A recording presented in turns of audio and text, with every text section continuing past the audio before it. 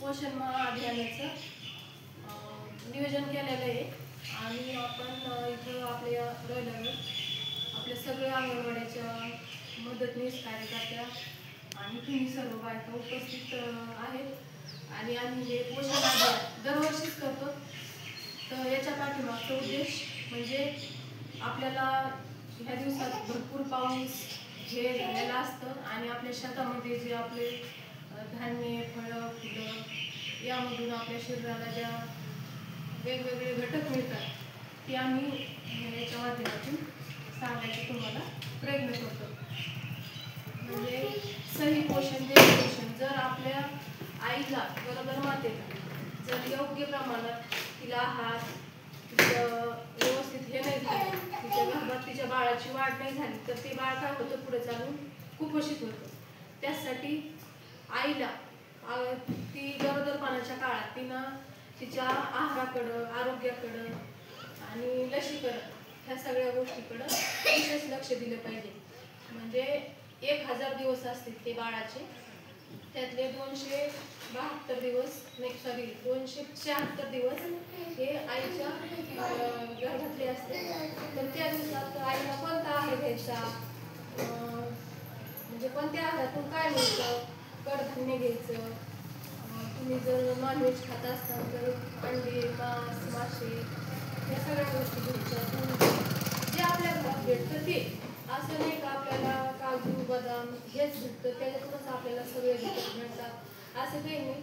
आपल्या परिसरात आपल्या आजूबाजूला जे भेटतं ते खायचं म्हणजे आपल्या शरीराला ते घटक पूर्ण होतील आणि जेणेकरून त्या गोष्टीचा परिणाम आपल्या गर्भावर होणार नाही आपल्या बाळावर होणार नाही आपलं बाळ कुपोषित होणार नाही।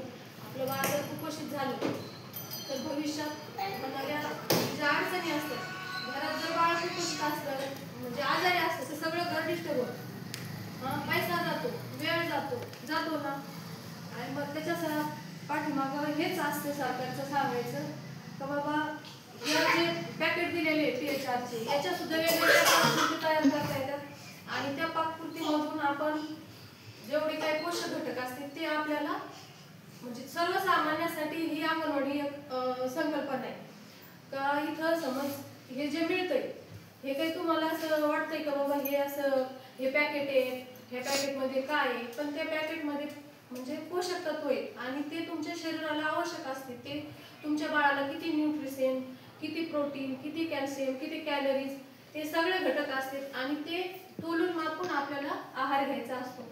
नाहीतर एखादं काय असतं खूप खातंय लठ्ठ होतंय त्याला पण आपण कुपोषित म्हणतो म्हणजे अति लठ्ठपणा हे पण एक कुपोषणाचं कारण असू शकतं। त्याच्यासाठी आपण आहारामध्ये हिरव्या पालेभाज्यामध्ये तुम्ही मेथी पालक शेपू ज्या आपल्या रानभाज्या भेटतात त्या सगळ्या खायच्या। फळामध्ये आपण टमाटे म्हणून एक आपल्याला ग्रामीण भागात समज तुम्हाला दररोज एक ॲपल खाणं शक्य नाही तर आपलं टमाटर एक सगळ्याला सोयीस्कर आपल्या खिशाला परवडण अशी सुद्धा तुम्ही टमाटो काकडी हे सुद्धा खाऊ शकतात। प्रत्येकाच्या घरात दूध असेल असं नाही पण असं लहान बाळ असेल तर आपण दूध घेतो दही दूध या सगळ्या गोष्टी ह्या पण आपल्याला तितक्याच आवश्यक आहेत आणि हे आम्हाला हेच सांगायचं की बाबा ह्या दिवसात आजारी पडण्याचं प्रमाण जास्त असतं। मग तुम्ही स्वच्छता पाळणं तुमच्या घरातली आजूबाजूचा परिसर स्वच्छ ठेवणं आणि त्यापासून आपण आजारी पडणार नाही आपण स्वतः नाही पडलं तर आपलं घर बाईवरच अवलंबून असतं का नाही सगळ्या घराचा पाया फक्त बाई असते मला तरी वाटतं म्हणजे बाई जर आजारी पडली ना तर तुम्ही घरात सगळे वातावरण सगळं हे होऊन जातं ना कोणाला वेळेवर खायला भेटतं ना वेळेवर काही हे करायची चिडचिड होती। त्यासाठी सरकारचं पण हेच म्हणणं आहे का अगोदर बाईला तिच्या स्वतःच्या आरोग्याकडे लक्ष दिलं पाहिजे। बाई काय असतं सगळ्यांसाठी करतात पण स्वतःकडे लक्ष देत नाही स्वतःला ते 5 मिनिटं सुद्धा वेळ काढत नाही नवऱ्याचं करायचं लेकराचं करायचं सासू-सासऱ्याचं करायचं सगळ्याचं करायचं पण स्वतःसाठी वेळ नाही द्यायचा। तर आपण स्वतःसाठी पण वेळ द्या आपल्याला पण एकच आयुष्य असतं सगळ्याला एकदाच आयुष्य भेटतं आणि म्हणजे आपल्याला जे भेटतं ना असं नाही का घरात आम्ही मला हेच भेटलं पाहिजे खायला तर तेच भेटलं पाहिजे जे भेटन ते सगळं आपल्याला निसर्गाने भरभरून दिलेलं आहे फक्त आपल्याला घ्यायचं आहे आणि त्याचा योग्य वापर करून आपल्या जीवनात उतरायचा आहे. म्हणजे ते कसा कोणत्या पण रूपाने असू द्या, निसर्गाने आपल्याला इतकी शुद्ध हवा दिलेली. आता दिल्ली सारख्या ठिकाणी जर तुम्ही शहरात गेलाय ना तर इतकं प्रदूषण असतं, त्या प्रदूषणात आपण बाहेर श्वास सुद्धा घेऊ शकत नाही. मग एक देवाचं एक हे बघा आपल्यावर का आपल्याला इतकी शुद्ध हवा आहे, आपल्याला म्हणजे सगळ्या गोष्टी मुबलक प्रमाणात आहे, सूर्यप्रकाश आहे सगळा. म्हणजे आपल्याकडे शेती भाती करतो आपण, म्हणजे आपल्या शेतातले आपल्याला म्हणजे याचे ऑर्गॅनिक फळं फ्रूट हे सुद्धा आपल्याला भाज्या पण भेटतात खायला. आपण आपल्या गावरान म्हणतो, आपलं गावरान पद्धतीचं आपलं खाणं आहे. मग त्याच प्रकारे आपल्या शरीराची जडणघडण असते, प्रत्येक ठिकाणी वेगवेगळं असतं. आपण साहजिकच, आता मी मानव सांगते, मला शेतात जायची आपणच सवय होती, पण आता मी थोडंही शेतात याच्यात गेले ना तर मला जमत नाही. तसं प्रत्येकाचं वातावरणानुसार प्रत्येकाच्या शरीराची जडणघडण वेगवेगळी होती. आपण शेतात जातो, शेतात गेल्यावर त्या बाईचा आहार वेगळा असतो, ती आहार घेण्याची पद्धत पण वेगळी असते. म्हणजे तिला जास्त खायला लागणार ना, तिच्या कॅलरी जास्त खर्च होणार, मग ती आहार पण जास्त घेणार. त्याच्यासाठी आहारामध्ये गरोदर स्तनदा असो किंवा कुपोषित बाळ असो, कोणी सामान्य घरातले आपण सगळे असतो, आपल्या योग्य प्रमाणात चौरस आहार पाहिजे. म्हणजे आम्ही ते तिरंग्याचं प्रतीक हे केले. म्हणजे आपल्या आहारामध्ये हिरव्या पालेभाज्या आणि मिक्स कडधान्य वगैरे, डाळी भात सूप जे काय असेल सगळं आपल्या डेलीच्या आहारामध्ये पाहिजे.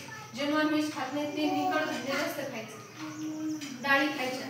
म्हणजे जे चिकन मटन मासे खात नाही त्यांनी डाळी वगैरे, त्याच्यातून कॅल्शियम आपल्या शरीराला मिळतं. आपल्याला बदाम काजू दररोजच भेटणार नाही, शेंगदाणे तर भेटते.